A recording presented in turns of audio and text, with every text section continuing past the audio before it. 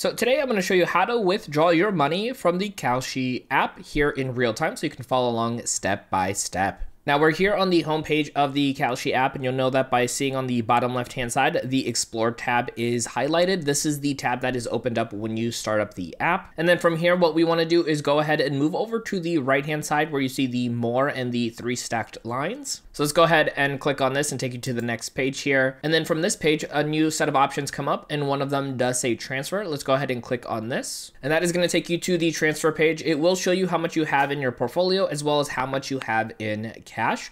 And if you actually scroll down just a little bit over here, you're going to see an option that says withdraw cash. Let's click on this. And then first option is going to be which bank account you want to have it withdraw back into. And then next up is going to be the amount, keeping in mind that it might take a couple of days to transfer over. So for example, here today, we're going to do our $5 and we're going to click on review.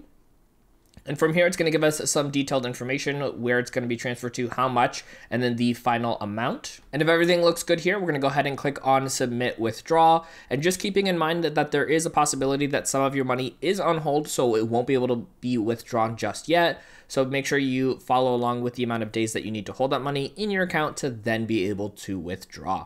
Now I got more videos to teach you when it comes to using your financial apps, and check out our next video right over here on screen to keep on learning.